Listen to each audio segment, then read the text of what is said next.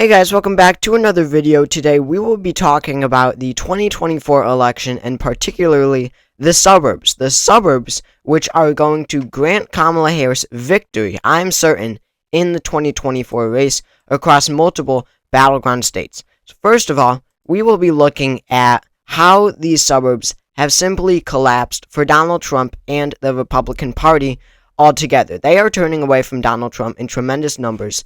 And even though the polls do remain tight, even in a state like Pennsylvania, I really think that suburbs are going to turn out for Kamala Harris in honestly record-breaking numbers in terms of how lopsided it is for the Democrats. They traditionally were a Republican demographic, but since then they were a Republican demographic, and then they have trended more and more towards the Democrats to a really huge shift towards the left in the 2020 election when it was Biden versus Trump, as we're going to look at, across these suburbs in Pennsylvania, Georgia, Arizona, Texas, etc.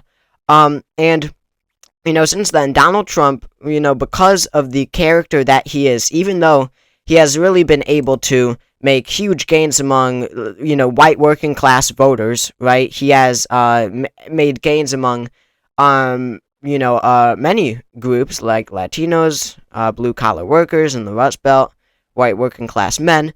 Despite that, the one group where he has really taken a hit tremendously, or one of the groups, is suburban voters. It really is. And suburban voters, they are a very large voter population, especially in Pennsylvania, and I believe that this turnout against Donald Trump among suburban voters will be too much for Donald Trump to overcome, and he will lose the election because of that. So what do I mean by that? What am I talking about when I say the absolute collapse of the suburbs for Donald Trump?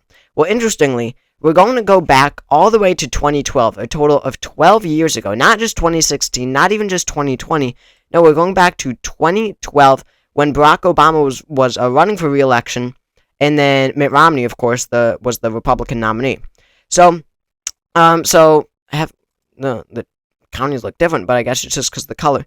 But anyway, there are four main, notable suburban counties around Philadelphia County, right? The most populous, or densely populated. I don't know if it is the most populous. It's Delaware County, Chester County, Montgomery, and Bucks. Those are the big four.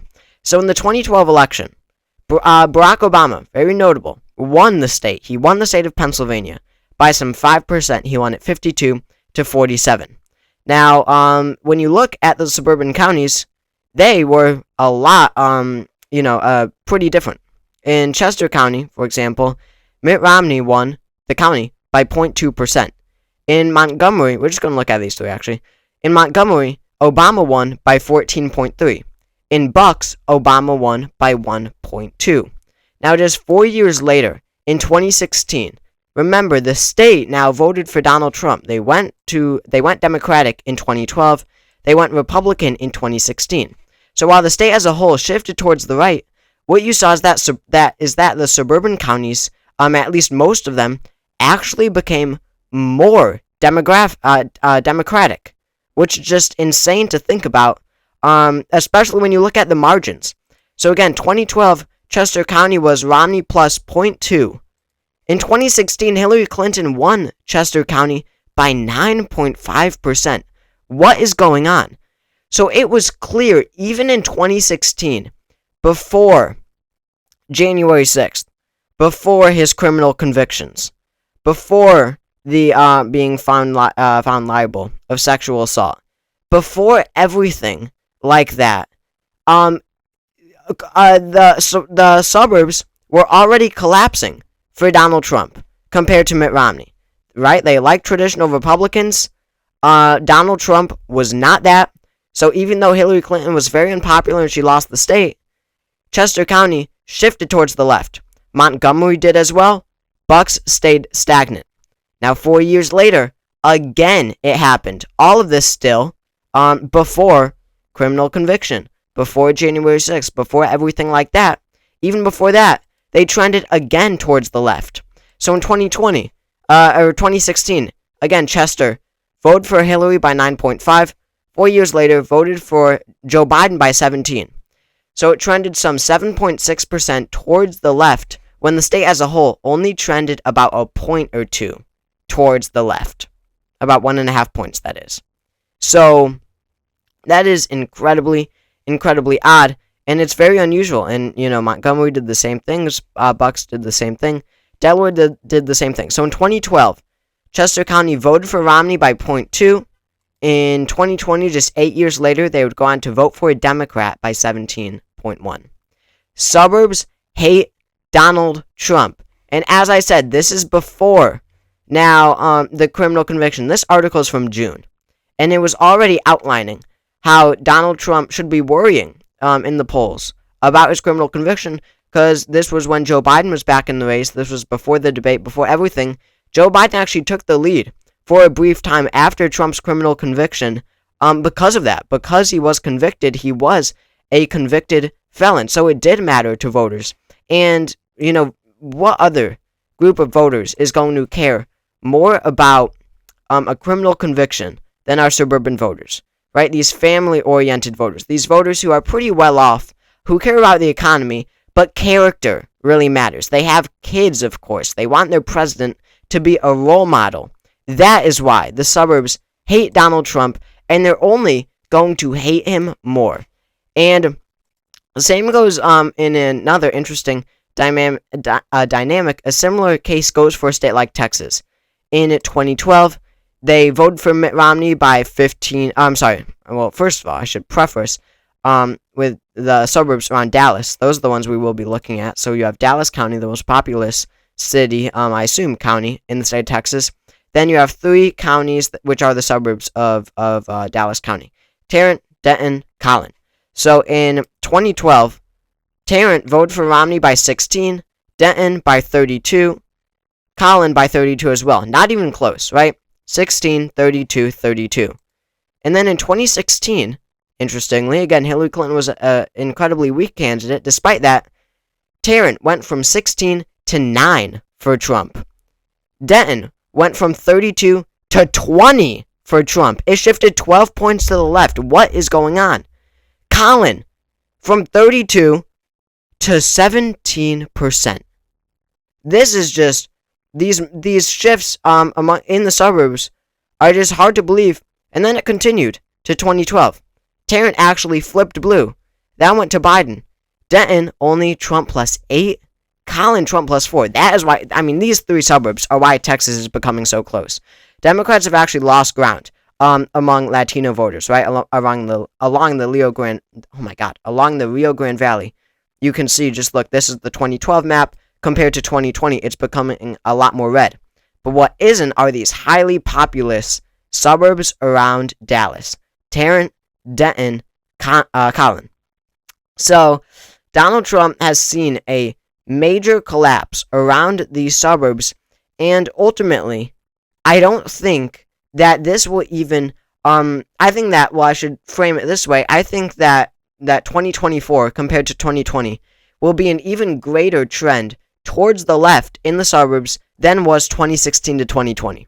So I think that Democrats will once again break historic numbers for them in recent history in the suburbs. Suburbs of Philadelphia, suburbs of Milwaukee, suburbs of Atlanta, suburbs, of course, big one, of Phoenix in Maricopa County. That's an important one right there. So, it's, again, the polling is still close. But I don't want to take a wild guess here, but I really have a feeling when it comes to polls that pollsters are really trying too hard to find the hidden Trump voter, which is good, right? The hidden Trump voter. He was so underestimated, Donald Trump, in the polls in 2020, right? Biden was expected to win in Pennsylvania by 4.7. He only won by 1.2. Wisconsin is even worse. Michigan is even worse when it comes to how off they were.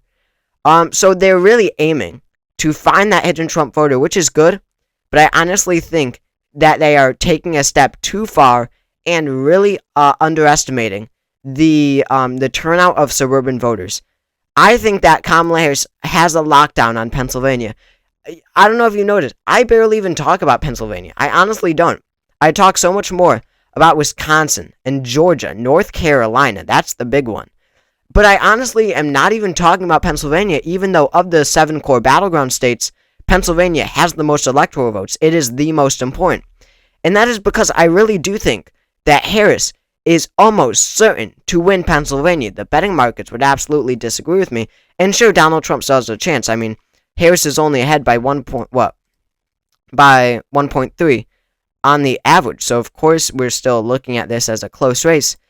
But I seriously just think that these suburban voters are going to turn away from Donald Trump in historic numbers, where even if Trump is making gains in other places around the state, the suburbs are going to be too much to handle, and it actually is all being reflected already in some of the polls. There was a poll conducted by the New York Times, which is an A-plus rated pollster recently, in Nebraska's 2nd congressional district. Now, they have been very harsh on Harris when it comes to how well she will do. They give Trump some very good chances.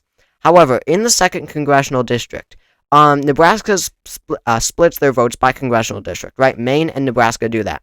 And this blue dot, as they call it, in Nebraska, that is the 2nd congressional district. Joe Biden won it by 6.6% in 2020, and it's just around, it's Omaha, the city of Omaha, and the suburbs around it. It is, I mean, Omaha is basically all suburbs too. I mean, it's just an all suburban district. So what the results are in Nebraska 2nd really reflect how suburbs feel about Donald Trump nationwide. So what we see in this all suburban district in this new NY2 poll is that Harris is leading Trump by 52 to 43 by 8 percentage points. Now, by 9 percentage points. By 9 percentage points she's leading by. Now, this one was supposed to be competitive. Joe Biden only won it by 6.6. So it is trending some 2.4% towards the left. It's becoming more Democratic from 2020, when this whole race is supposed to be a toss-up. So again, if Democratic, then it spells disaster for Donald Trump. It spells victory for Kamala Harris in Pennsylvania, in Georgia, possibly in North Carolina, wherever you may look. So I love talking about the suburbs just because that trend is really interesting. They're trending in really stunning numbers, and we will see if it continues in 2024. If so, then Harris should win. So thank you all for watching this video. If you enjoyed it, make sure to subscribe down below as well.